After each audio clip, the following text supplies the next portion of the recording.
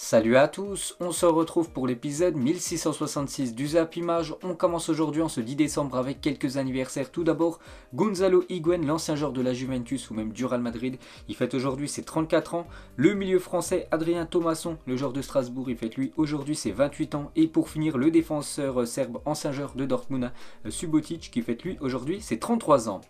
Ensuite, on va parler de la soirée de Coupe d'Europe hier. On commence tout d'abord avec l'équipe de Marseille qui joue contre le Lokomotiv Moscou. Et victoire des Marseillais 1-0 à domicile. Milik, l'unique buteur du match. Et c'est officiel, l'OM se qualifie pour les 16e de finale de l'Europa Conference League, vu que le 3e de l'Europa League est reversé en Europa Conference League, donc c'est bien officiel. Marseille toujours qualifié en Coupe d'Europe, mais dans la plus petite Coupe d'Europe qui existe actuellement, et repêché en Conference League. L'OM veut gagner la compétition, Balerdi veut gagner cette Conference League. On verra bien sûr ce que ça va donner dans les futurs mois. On va parler du buteur du match hier, donc l'attaquant polonais Milik. Et Milik, la seule éclaircie de ce match hier. Donc il a obtenu une note de 6 aujourd'hui dans le journal L'équipe. Et on peut voir que les buteurs de l'OM cette saison en Europa League, donc sur les 6 buts inscrits par l'équipe de Marseille, donc l'attaquant polonais Milik en inscrit quand même 4, Payet 1 but et Under, le joueur turc, aussi 1 but. On va parler cette fois-ci de Dimitri Payet. Donc il a commencé hier sur le banc, il a joué une vingtaine de minutes, il a été tout simplement énorme Payet en seulement 20 minutes, donc il n'a joué qu'un peu plus de 20 minutes ce soir, mais c'était suffisant pour Dimitri Payet qui nous a une fois de plus éclaboussé par son talent les gars. Donc vraiment très belle fin de partie de Dimitri Payet hier. On va parler de Mandanda et c'est un événement parce qu'hier il était titulaire et de retour dans les buts de l'OM pour la première fois depuis plus d'un mois. Donc Paul Lopez a commencé sur le banc le match d'hier et l'OM les gars s'impose pour la première fois en Coupe d'Europe depuis le 7 décembre 2020. C'était une victoire contre l'Olympiakos, c'est en Ligue des Champions. Et côté Europa League à Marseille, ça faisait longtemps qu'ils n'avaient pas gagné en Europa League. Les Marseillais mettent aussi fin à une série de 13 matchs sans victoire en Europa League qui durait depuis avril 2018. C'était exactement le 26 avril 2018 face à l'équipe de Salzbourg. Ensuite, on continue avec les autres clubs français engagés dans cette Coupe d'Europe. Lyon contre l'équipe des Glasgow Rangers. Donc Lyon avant le match, c'était 5 matchs, 5 victoires. Donc pour ce dernier match, match nul pour les Lyonnais. Donc sans conséquence bien sûr, vu que Lyon termine en tête. Troisième match de suite sans victoire pour Lyon, si on prend aussi le championnat en compte. On va parler de l'AS Monaco, la même chose, Monaco était sûr de terminer en tête. Et pour ce dernier match du côté de Sturm Graz, donc une équipe autrichienne, score final à partout entre ces deux équipes. Donc l'AS Monaco concède le nul en Autriche, mais finit bien premier de son groupe. Et l'autre match dans le même groupe que Monaco, c'est entre la Real Sociedad et le PSV. Et c'est les Espagnols qui se sont imposés 3-0. Et du coup la Real Sociedad accompagne l'équipe de Monaco les gars pour cette suite de l'Europa League. Il y avait aussi Naples contre Leicester, donc un match très important pour Naples. Avant le match, ils étaient 3e l'équipe de Naples. Donc du coup, Naples est qualifié. Naples se qualifie en 16e de finale de l'Europa League avec cette deuxième place. Leicester, elle jouera les 16e de finale de la Conference League. Il y avait aussi le Celtic Glasgow contre le Betis Séville, victoire du Celtic 3-2. On peut voir sinon tous les autres résultats de la soirée d'hier. C'était la 6e journée de l'Europa League, donc les matchs à 18h par exemple. Le Spartak Moscou est parti s'imposer 1-0 du côté de Legia. Fenerbahçe 1 partout contre l'équipe de Francfort. Les résultats cette fois-ci à 21h dans le même groupe que Marseille. Lazio contre le Galatasaray s'est clôturé à 0-0. Ensuite, concernant l'Europa Conference League, il y avait une grosse équipe qui jouait hier. C'est l'équipe de l'AS Roma qui s'est imposée 3-2 du côté du CSKA Sofia. Donc l'AS Roma profite du match nul de Bodo Glimt pour terminer premier du groupe sur le fil. Donc félicitations à cette équipe italienne qualifiée directement pour les 8e de finale de cette Europa Conference League. Et Tammy Abraham, buteur hier, et il s'est offert tout simplement le 100e but de sa carrière professionnelle. Donc 30 avec Chelsea, 26 avec Aston Villa, 26 avec Bristol, 8 avec Swansea et 10 avec l'équipe de l'AS Roma. Sinon on peut voir tous les autres résultats de cette Europa Conference League. Donc concernant l'équipe française qui est engagée, l'équipe de Rennes, je l'avais dit hier les gars, Rennes n'a pas joué ce match contre l'équipe de Tottenham, il est reporté à une date ultérieure. Et il y avait un match aussi de Ligue des Champions hier, donc le match devait se jouer avant-hier, du coup il s'est joué hier.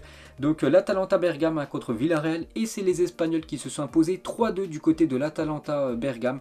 Donc un match complètement fou, Villarreal menait quand même 3-0, donc l'Atalanta devait absolument s'imposer, donc il devait faire un sacré comeback bien sûr, mais ça n'a pas suffi, ils auront monté de 2 buts, mais défaite 3-2 des Italiens, ce qui veut dire tout simplement que Villarreal, dernier qualifié les gars pour cette Ligue des Champions.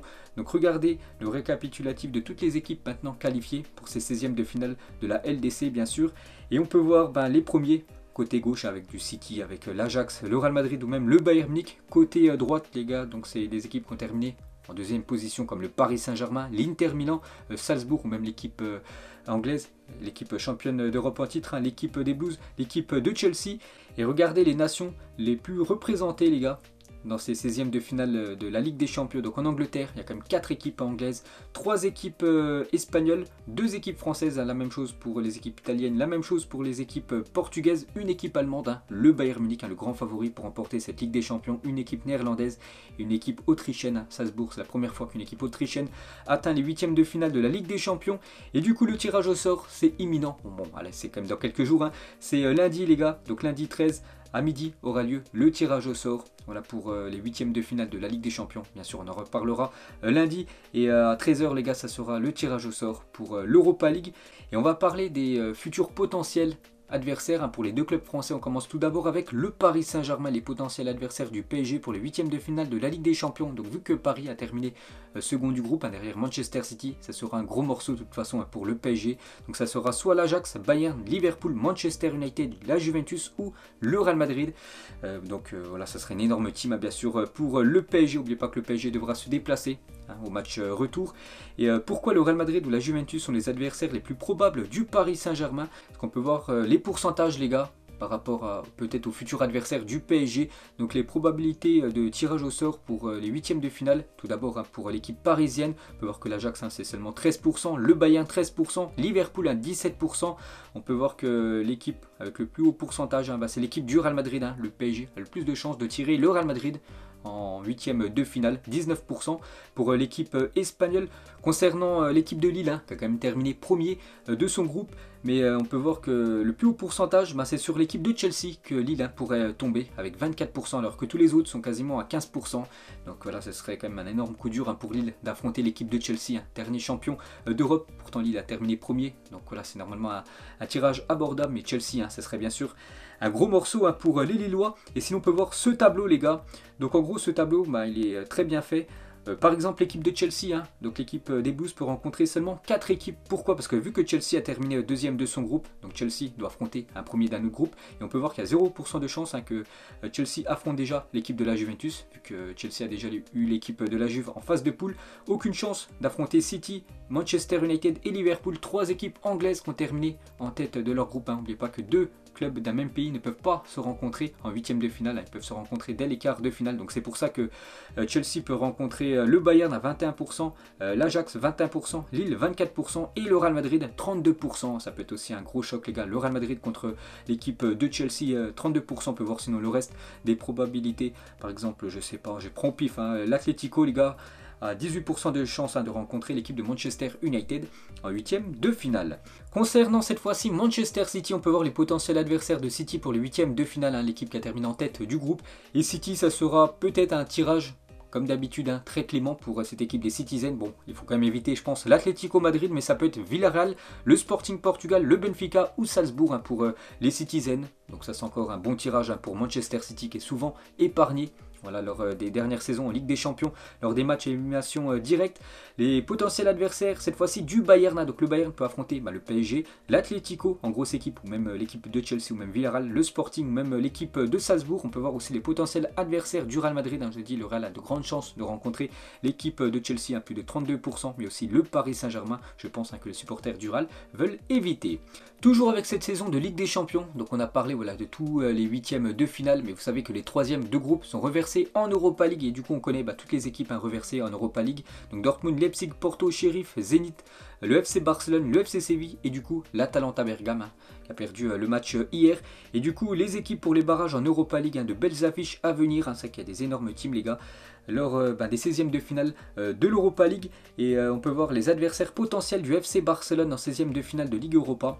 Donc les Glasgow Rangers, Naples, Olympiakos, la Lazio, Sporting Braga ou Dynamo Zagreb, hein. Donc voilà, le Barça jouera déjà en 16e de finale sur un match aller, match retour contre l'une de ces équipes là. Donc s'il tape Naples Naples ou même la Lazio, les gars. Attention à cette équipe du Barça, en grande difficulté actuellement. Je ne sais pas s'il pourrait passer ce tour. On verra bien sûr. Le tirage au sort, c'est lundi. Et on peut voir du coup les 8 équipes qualifiées directement pour les huitièmes de finale de l'Europa League. Donc c'est les équipes qui ont terminé en tête des 8 groupes en Europa League. Donc 2 clubs français bien sûr, l'équipe de Lyon, l'équipe de Monaco. Il y a aussi l'équipe par exemple du Bayer Leverkusen, West Ham ou même l'équipe du Galatasaray. Cette fois-ci, les troisièmes de groupe en Europa League sont reversés eux en Conference League, dont l'équipe de Marseille, les équipes qualifiées en 16e de finale de l'Europa Conference League. Donc voilà, toutes ces équipes, on peut voir en grosse équipe, donc l'équipe de Marseille, Fenerbahçe, le PSV, le Celtic ou même l'équipe de Leicester, cette équipe anglaise. Et du coup, les adversaires potentiels de l'Olympique de Marseille en 16e de finale de cette Europa Conference League. Donc voilà, toutes ces équipes. Donc c'est quand même des tirages à chaque fois abordables, bien sûr, pour l'équipe de Marseille, à part voilà, si Marseille chope Tottenham. Donc. Et du coup, les équipes qualifiées directement pour les huitièmes de finale de l'Europa Conference League. Donc c'est en gros les équipes qui ont terminé en tête des groupes en Europa Conference League, comme Rennes, l'AS Roma ou même l'équipe de Feyenoord Rotterdam.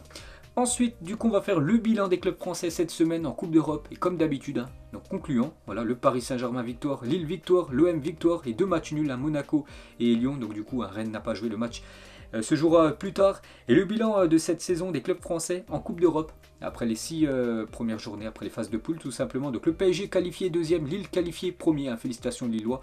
Lyon qualifié premier, Monaco qualifié premier, l'OM éliminé, mais du coup avec leur victoire hier, reversé en Conference League, et Rennes qualifié. Première place, non, c'est marqué place à déterminer, mais c'est la première place bien sûr pour cette équipe du Stade Rennais. Le bilan de cette saison des clubs anglais, donc carton plein pour Chelsea, Liverpool, Manchester et Manchester City, les gars. Donc 3 équipes ont terminé en tête, il y a juste Chelsea qui termine second.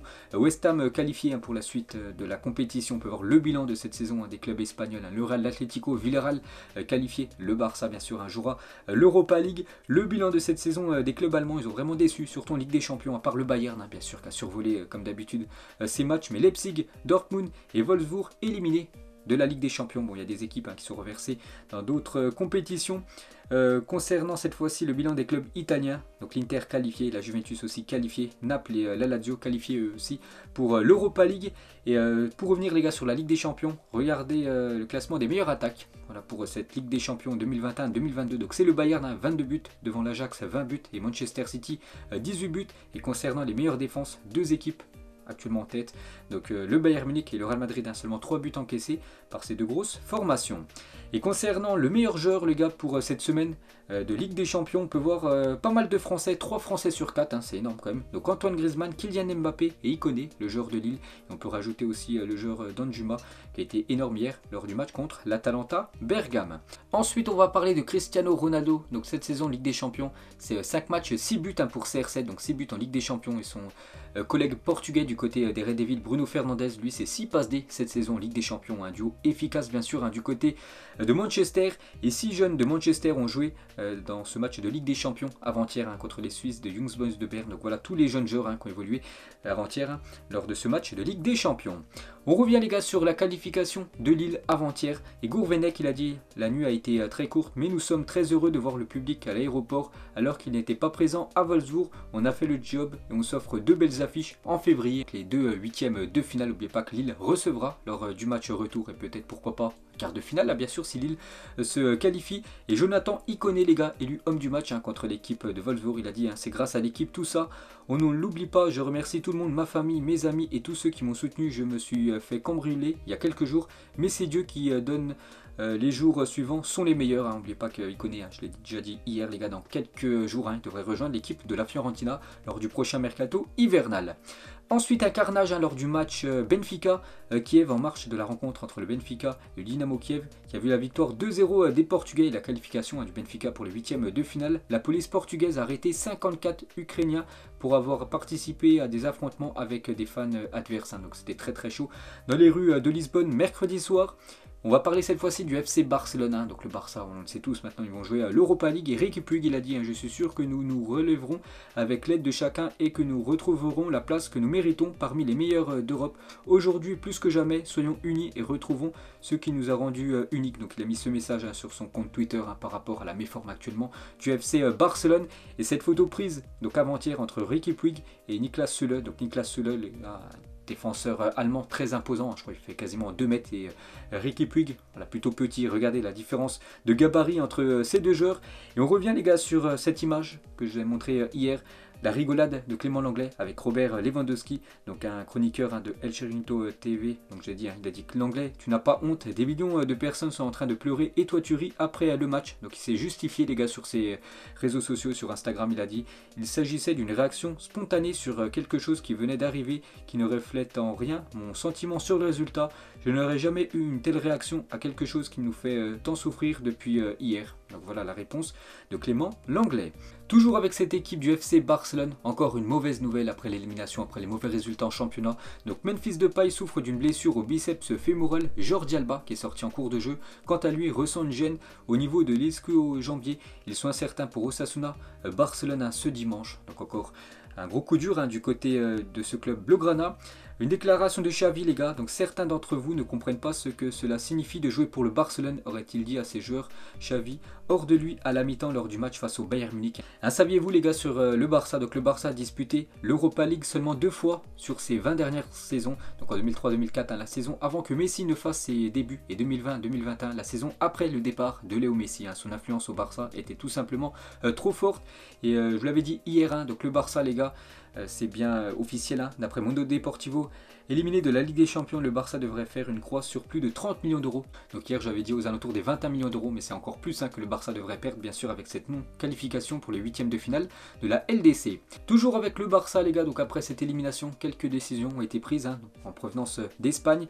Donc Ter Stegen a été placé sur le marché des transferts les gars, voilà le gardien allemand décevant une nouvelle fois avant-hier. Donc en gros il serait actuellement sur le marché des transferts. On peut voir que c'est peut-être Onana les gars qui pourrait venir le remplacer, le gardien actuel de l'Ajax. La même chose les gars pour Frenkie de Jong, une offre de 90 millions d'euros convaincra les dirigeants du Barça à vendre Frenkie de Jong, d'après Gérard Romero, donc c'est un journaliste espagnol. Et côté arrivée les gars, on parle de Ferran Torres, et d'après le journal Sport, Ferran Torres est prêt. Le Barça augmente l'offre pour l'ailier de City à 45 millions d'euros plus 15 en variable, et l'accord commence à être conclu. Les deux clubs doivent s'entendre sur les modalités de paiement, et le joueur a déjà donné son accord pour signer 5 ans du côté du FC Barcelone. Le Barça va signer Ferran Torres à 99%. Voilà, c'est imminent la signature du joueur de Manchester City du côté de Barcelone. Ensuite, une photo de Carlo Ancelotti qui a remporté mardi dernier son 100e match de Ligue des Champions avec cette victoire 2-0 contre l'Inter Milan. Félicitations à Carlo Ancelotti. Donc lui, contrairement au Barça où rien ne va, du côté du Real, tout va actuellement. On peut voir le programme de la journée car ce soir les gars, c'est fini, les matchs européens. Ça reprend dans les championnats. Regardez toutes les affiches ce soir. Donc par exemple en Ligue 1 ce soir, Nantes reçoit l'équipe de Lens. On regardait aussi le programme de la Coupe arabe. Donc ce soir, c'est les premiers quarts de finale. La Tunisie jouera à 18h contre l'équipe de Oman. Le Qatar, pays organisateur, à 22h contre les Émirats Arabes Unis. Et demain, vous savez, il y a un gros choc. Le Maroc contre l'Algérie, un autre quart de finale. Et ce match entre le Maroc et l'Algérie en quart de finale de la FIFA Arab Cup se jouera à guichet fermé ce samedi à Doha. Ensuite les gars, on revient en France, on va parler du Paris Saint-Germain. Donc le PSG joue après-demain contre l'équipe de Monaco, c'est au Parc des Princes.